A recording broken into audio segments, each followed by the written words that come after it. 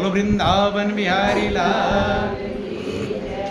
अनमोल जिंदगी पाकर अगर हम जिंदगी की कीमत नहीं समझ पाए तो हमें पछताना पड़ेगा। कैसे पछताना पड़ेगा? एक उदाहरण समझाते हैं। एक मजदूर था, उदाहरण से ताकि आपको हमारी बातें समझ में सही प्रकार से आ जाए। अपनी ज़मीन उसके पास नहीं थी तो दूसरे किसी जमींदार के यहाँ काम करता था, और जो काम करके मजदूरी मिलता था अपने बच्चों का पालन करता था। तो उस समय जमींदार के खेत में मक्का लगा रखा था, मक्के की खेती कहीं कहीं होती है। तो मक्के के खेत में एक मचान सा बना रखा था, कहीं उसको टाड़ कहते हैं, मचान कहते हैं, कहीं मड़ैया कहते हैं, जो भी कहते हैं, कहते हैं राजस्थान में मोयरा कहते हैं, बंधु। उस पर बैठ करके, चूंकि बारिश का दिन होता है, मक्का का कीड़े मकोड़े नीचे निकले रहते हैं, और ऊपर मचान पर ऊंचाई पर बैठ जाता है, वहाँ से देखभाल करता है। उसने खेत में बना रखा था। एक दिन जब खेत की रखवाली करने जा रहा था तो रास्ते में एक हीरे से भरा हुआ थैला मिला। क्या मिला? हीरे से भरा हुआ थैला। लेकिन वो नहीं पहचानता। पहचान की सबसे बड़ी कीमत है बंधु। खुश हुआ, उसको कंकड़ पत्थर समझा, सोचा कि मचान पर से बार बार चिड़िया उड़ाने जाना पड़ता है जिधर चिड़िया बैठती हैं। अब ये पत्थर मिल गए, अब मचान पर बैठ करके वहीं से चिड़िया उड़ाया करूँगा। इसलिए खुश नहीं हुआ कि हीरा मिले, पहचानता नहीं, क्या खुश होगा बंधु। ले गया, मचान पर बैठा, जिधर चिड़िया बैठती उधर एक हीरा फेंक कर उड़ा दिया। तो जैसे वो हीरे से चिड़िया उड़ा रहा है, ऐसे हमारा जो जिंदगी मिला है, जो श्वास मिले हैं, यही हीरे हैं। ये उदाहरण है। और हम अगर दाएं बाएं गुजार रहे हैं श्वास को, तो वो चिड़िया उड़ाने में खर्च कर रहे हैं। कि तेरा एक एक श्वास हीरा मोती, तेरा एक एक श्वास हीरा मोती, ये लुटाने के काबिल नहीं है, ये लुटाने के काबिल नहीं है। तेरा एक एक श्वास हीरा मोती, तेरा एक एक श्वास हीरा मोती, ये लुटाने के काबिल नहीं है, ये लुटाने के काबिल नहीं है।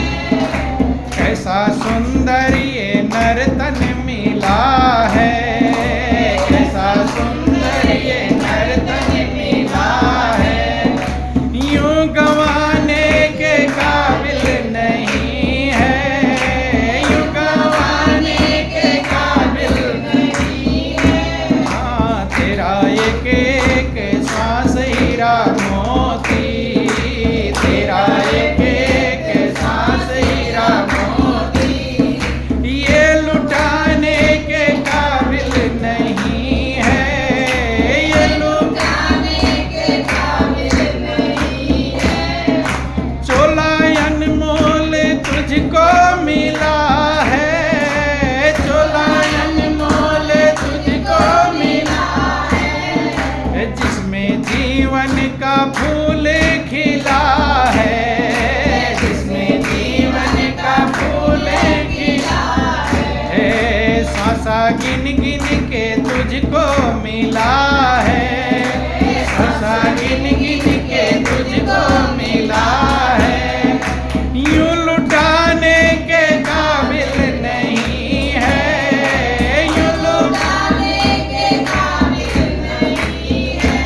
हाँ, तेरा एक एक श्वास हीरा मोती, तेरा एक एक श्वास हीरा मोती, ये लुटाने के काबिल नहीं है, ये लुटाने के काबिल नहीं है। तुमको संगत पे लट्टू है ऐसा, तुमको संगत पे लट्टू है ऐसा, जाए उसमें खर्च करके पैसा, जाए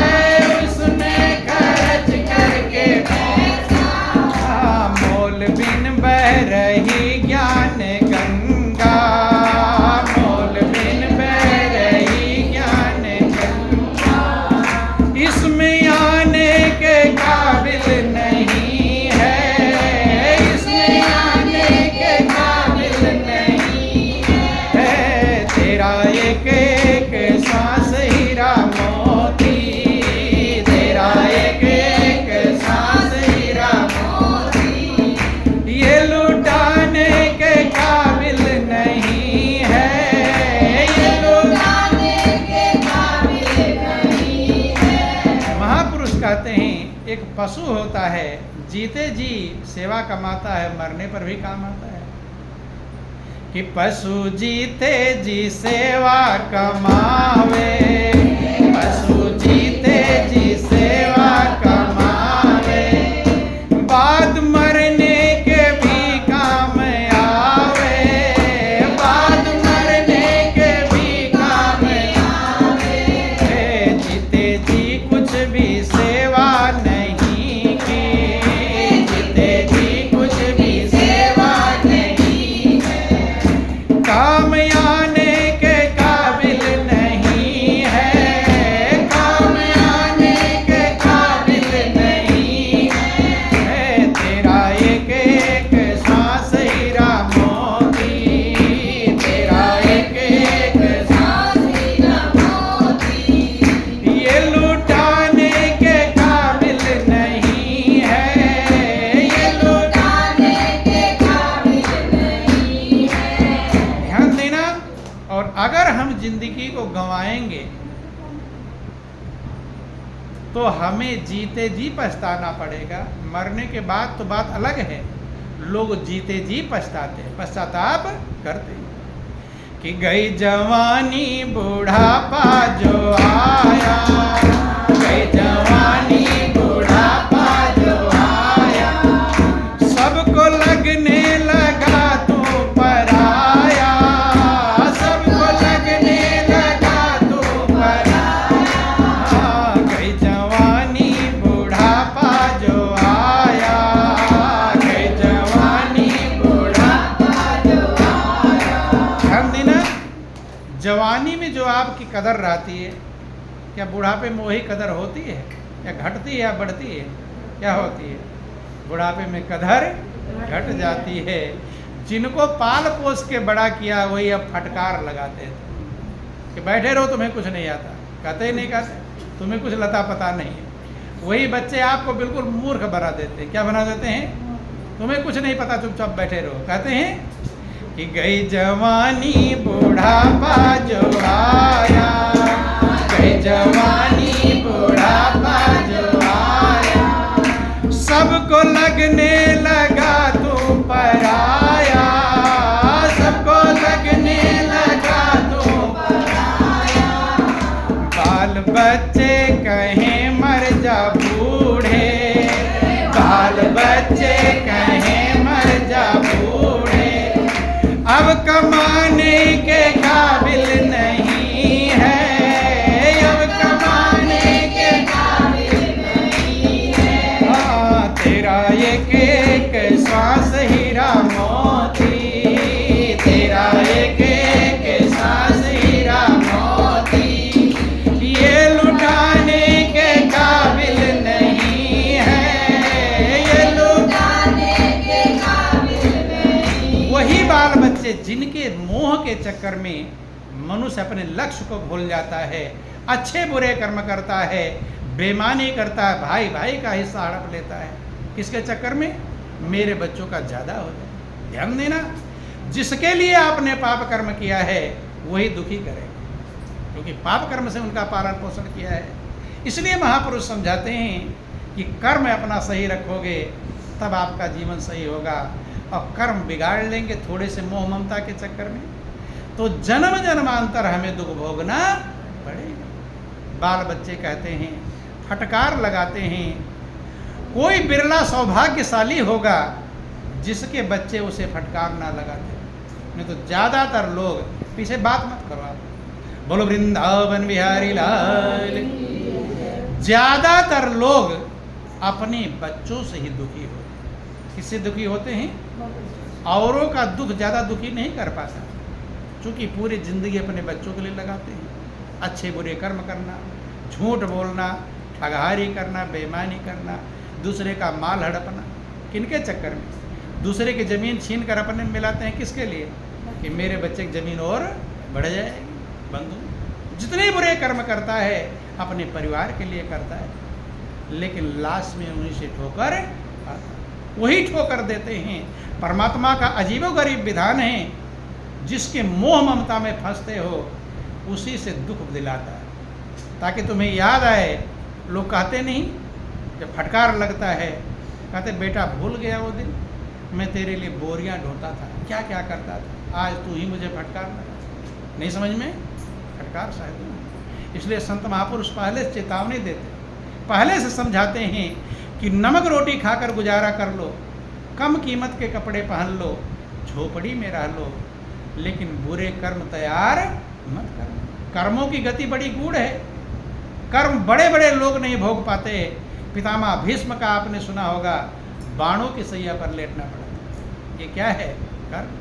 परमात्मा ने आपको मनुष्य का शरीर जरूर दिया है, भाग्यशाली जरूर बनाया है, लेकिन कर्म प्रधान बनाया है दुनिया कि यद्यपि सम नहीं राग न रोसु, और गाय न पाप पुण्य गुण दोषु, तदपि करहि सम विषम बिहारा, भगत अभगत हृदय अनुसारा, कर्म प्रधान विश्व करि राखा, जो जस करे सो तस फल चाखा।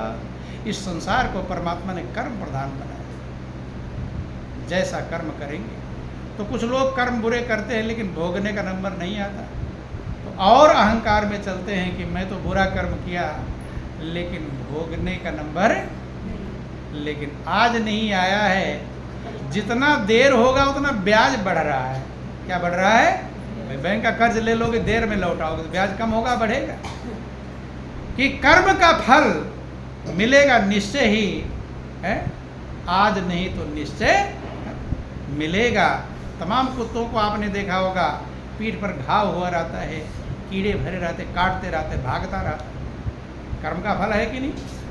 एक कुत्ता वो भी है जो एसी में बैठकर घूमता है, और एक कुत्ता वो भी है जो गलियों में घूम रहा है, चाय की पत्ती खाकर सारे बाल झड़ गए। होता है कि नहीं होता? घाव हुआ है, कीड़े पड़े हुए हैं, भागता रहता। कुछ कुत्तों का आपने देखा, घाव हो जाता है, भागता रहता है, 1 सेकंड खड़ा फिर भागता है। क्यों भाग रहा है? क्योंकि भागेगा तो हिलता रहेगा, कीड़े काट नहीं पाएंगे। जैसे खड़ा होगा फिर कीड़े काटना चालू कर देते हैं। कौन मरहम पट्टी करने वाला है? कोई। ये कर्मों की गति है। महापुरुष कहते देखो इस दुनिया को, जरूरी नहीं आप रामायण गीता पढ़ लो, ये दुनिया ही एक खुली किताब है। इस दुनिया को इसने पढ़ लिया और समझ लिया, विचार कर लिया कि मुझे कहीं ना भोगना पड़े। जब किसी को भोगता हुआ देखो तो अपने लिए सोचो कि मेरा भी नंबर आ सकता है, इससे भी खराब हो सकता है बंधुओं। लेकिन मनुष्य दूसरे को देखता है, खुद नहीं सोचता। सोचता तुम तो सही ही हो। अब बहुतेरों को आपने चारपाइयों को घुरसते हुए देखा होगा, मलमूत्र का त्याग करते हुए देखा होगा। बंधु देखते ही, लेकिन मनुष्य देख करके समझ नहीं कि जानी जानी नर करे ढिठाई, और डूबा जाए था नहीं पाई। जान जान करके मनुष्य ढिठाई करता है कि बोलो वृंदावन बिहारी लाल। तो महापुरुष कहते हैं कि कर्म को संभालना चाहिए कि तेरा एक एक श्वास हीरा मोती, तेरा एक एक श्वास हीरा मोती, ये लुटाने के काबिल नहीं है, ये लुटाने के काबिल नहीं है। कैसा सुंदर ये नर्तन मिला है, कैसा सुंदर ये नर्तन मिला है, यूं गंवाने के काबिल नहीं है, यूं गंवाने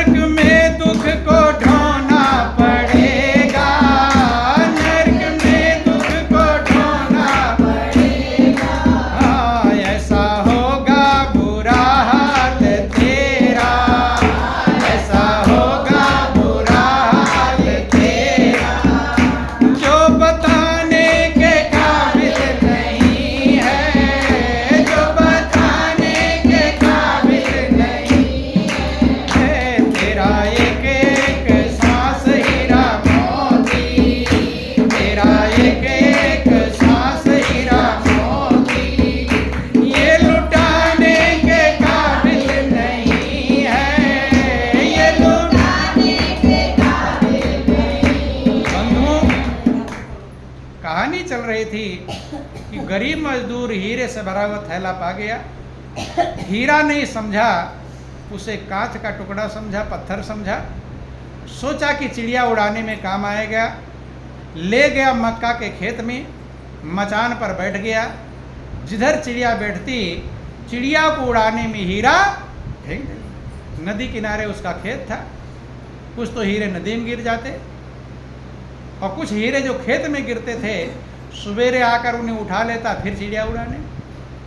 यही काम करता। ध्यान देना, हीरे मिले हैं, कीमत ना समझ पाने के कारण उन हीरों को चिड़िया उड़ाने में फेंक रहा है। ऐसे हम लोगों को श्वास मिले हुए हैं, कीमत ना समझ पाने के कारण कोई कहीं गंवा रहा, कोई कहीं गंवा रहा, कोई कहीं गंवा। बंधु, संजोग की बात थी, उसका बेटा 14-15 साल का होगा, खेत में खेलता हुआ आ गया, मचान पर बैठा तो एक हीरा अपने जेब में रख लिया। खेल रहा, रख लिया, घर ले आया। जब घर ले आया तो संजोग से उसके घर में नमक नहीं था। पत्नी ने विचार किया कि आज नमक नहीं, कैसे खाना बनेगा। वही पत्थर, वही हीरा सोचा कि ले जाऊं सेठ जी के पास। वो भी नहीं पहचानती, वो भी पत्थर ही समझ रही है। पति बाहर रहने वाला नहीं समझता, पत्नी घर में रहती है। सोचे कि अगर सेठ जी इसका 100 ग्राम 50 ग्राम का कोई बांट बना लेते तो आज भर का नमक दे देते, आज काम चल जाता।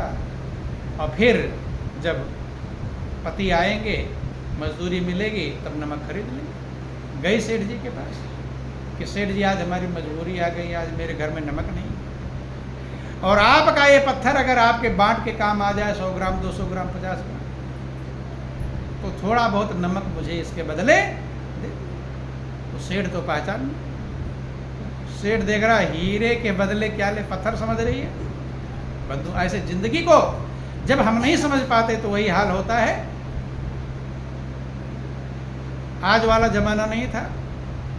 आज वाला जमाना होता सोचता कि मूर्ख है, जल्दी ला फटाफट ले जाने में। लेकिन ध्यान देना, पहले में और आज में एक अंतर हुआ है। विशेष अंतर हो क्या है कि पहले के लोग जानते थे मैं जो कर्म करूंगा मुझे इसका फल भोगना पड़ेगा। आज के लोग ये बात भूल गए। जो व्यक्ति ये समझ जाए कि मैं जो कर्म कर रहा हूं इसका फल मुझे भोगना पड़ेगा, तो कभी बुरा करेगा? कभी बुरा करने वाला। एक बात अगर सत्संग से आप समझ जाएं कि हम जो कर्म करने जा रहे हैं उसका फल मुझे भोगना पड़ेगा।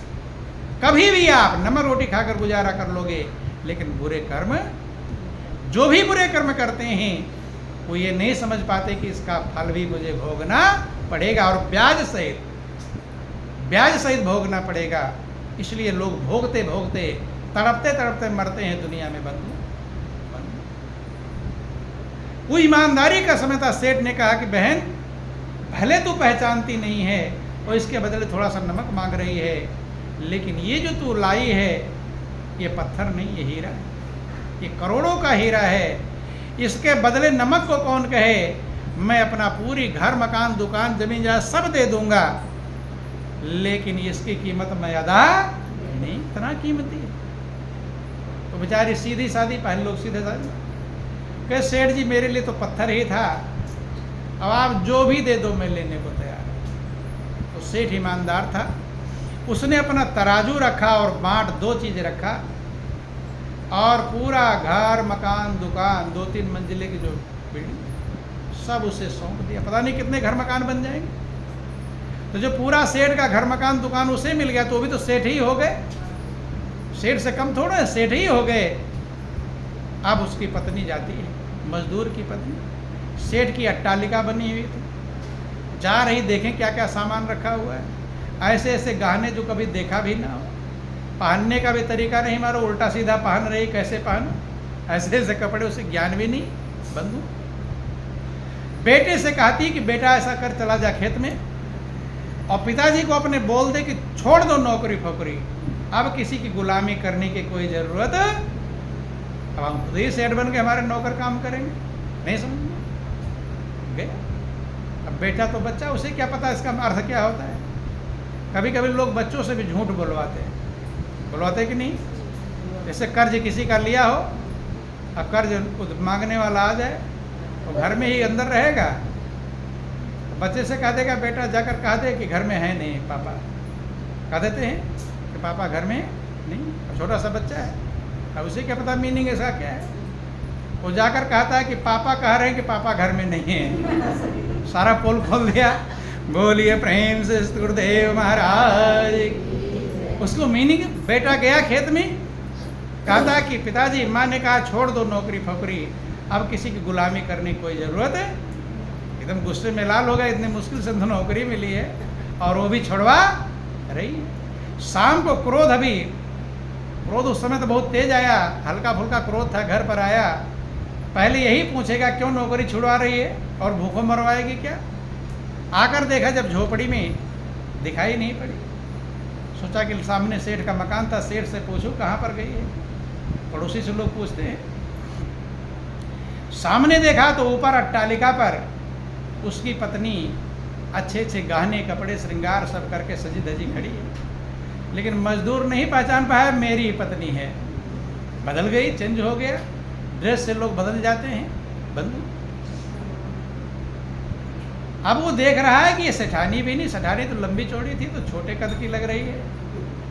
सोच रहा है कि कौन कोई मेहमान उहमान आया होगा। और पत्नी उसकी मुस्कुरा रही ऊपर से कि मेरा पति मुझे पहचान। ऊपर से इशारा देकर बुलाती है, आवाज जाता है। कहती कभी पूरा घर मकान दुकान अपना है। सुनो अपना कहे, हाँ कहे बच्चा खेत में से एक चमकीला सा पत्थर ले आया था, मैं तो उसके बदले नमक मांगने गई थी, लेकिन सेठ ने बताया कि इस हीरे की इतनी कीमत है, पूरा घर मकान दुकान। मैंने कहा जो दे दो, तो सेठ ने पूरा घर मकान दुकान दे दिया। मजदूर ने बेटे से पूछा कि बेटा वो कहाँ मिला था, कि पिताजी मचान पर खेत में वो पत्थर में जेब में रख कर ले आए। अब उसको समझने में देर नहीं लगी कि जो पत्थर में चिड़िया उड़ाने में खर्च कर रहा था, उस पत्थर की इतनी बड़ी कीमत है, वो हीरा है करोड़ों का। जब इतना सुना तो सुना सीधे हार्ट अटैक हो गया, गिरा और वहीं मर ही गया। नहीं समझ, हार्ट अटैक हो जाता है लोगों को। कभी कभी खुशी में भी हार्ट अटैक होता है और कभी दुख में भी होता है। बंधु हार्ट अटैक हो गया कि जब एक हीरे की इतनी बड़ी कीमत थी तो मैंने कितना बर्बाद। ध्यान देना, यही हाल होगा मौत के समय। मौत के समय आपको पता चलेगा कि एक श्वास की कितनी कीमत है। जब कोरोना के समय में श्वास रुकने वाला था, रुका नहीं था, नहीं समझ में आई। आप सुनते होंगे टीवी, ऑक्सीजन सिलेंडर 10-10 हज़ार 20 लाखों का, क्या 50,000 का सिलेंडर कोई दे दे ऑक्सीजन सिलेंडर तो लेने को। सोच लो श्वास की कितनी कीमत है। लेकिन कब समझ में आया था, जो श्वास रुकने का नंबर आ गया था। अब खत्म हो गया, फिर वैसे के वैसे। वही किसी ने कहा कुत्ते की चोट 2.5 कदम, कुत्ते को डंडा मार दो चाहे थोड़ी दूर, फिर अपना सही चला जाएगा। मनुष्य भी ठोकर तो खाता है, लेकिन थोड़े देर के बाद फिर जो का त्यों। बोलिए प्रेम से गुरुदेव महाराज, बोलो वृंदावन बिहारी लाल। तो महापुरुष कहते हैं कि वो तो हीरा था, उसे हीरे का थैला मिला हुआ था। हीरा पैसे में मिल जाएगा, हीरा तो दामों मिले और श्वास का मोल न तोल। हीरा पैसे से मिल जाएगा, श्वास रुकने वाला लगेगा, सारा संसार आप दे देंगे, आपके श्वास मिलेंगे नहीं। इसलिए अब जो मिला है ये बहुत बड़ा भाग्यशाली है। श्वास चल रहे हैं, ये बहुत प्रभु की कृपा है। यही सबसे बड़ा आपके ऊपर प्रभु की कृपा है, सबसे बड़ा प्रभु का आशीर्वाद है। इससे बड़ा कोई आशीर्वाद होगा? लोग भगवान के मंदिर में आशीर्वाद मांगने जाते हैं, मांगते नहीं। हे भगवान धन दे दो, हे भगवान बेटा बेटी दे दो, हे भगवान बिजनेस बढ़ा दो, आशीर्वाद मांगने जाते हैं। लेकिन सबसे बड़ा जो भगवान के पास आशीर्वाद था, ध्यान देना, भगवान के पास जो सबसे बड़ा आशीर्वाद था वो आपको दे रखा है। उससे बड़ा कोई आशीर्वाद है, वो है आपके श्वास का चलना। रामायण में लिखा गया कि नर तन भववारिधि कहूँ बेरो, और सन्मुख मरुत अनुग्रह मेरो। कहते मनुष्य का जीवन भवसागर पार जाने के लिए बेड़ा है, जहाज है, और मेरी जो कृपा है, भगवान कहते मेरी कृपा क्या है? मरुत माने जो श्वास, मरुत माने हवा, पवन, जो आपके अंदर पवन चल रहा है। इस बंगले में 10 दरवाजे, बीच पवन का खंभा, और आवत जावत कोई नहीं देखे, ये है बड़ा अचंभा। बंगला भरा बना दरवेश, जिसमें नारायण परवेश।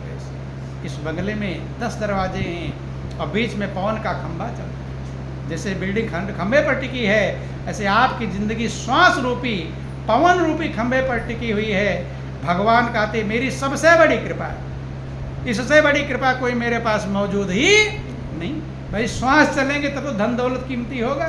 तब बेटा बेटी जो भी आप आशीर्वाद मांगने जाते हैं, वो श्वास चलने पर, श्वास नहीं चलेगा कोई आशीर्वाद चाहिए? श्वास भगवान कहे मैं तुम्हारा श्वास रोक रहा हूं, मांगो आशीर्वाद, मांगेंगे? सन्मुख मरुत अनुग्रह मेरो, मेरी जो अनुग्रह है, मेरी कृपा है, जो आपके अंदर श्वास चल रही है। श्वास चल रहे हैं तो हम आप यहाँ पर बैठे हुए हैं, ये श्वास चलने का फल है। अगर श्वास ना चलते तो बैठते। जैसे हम लोग पैदा होते हैं, मान लो हॉस्पिटल में पैदा हुए थे, तो वहाँ सबसे पहले डॉक्टर क्या देखता है? इसके श्वास चल रहे हैं कि नहीं। गोरा काला नहीं देखता, पहलवान है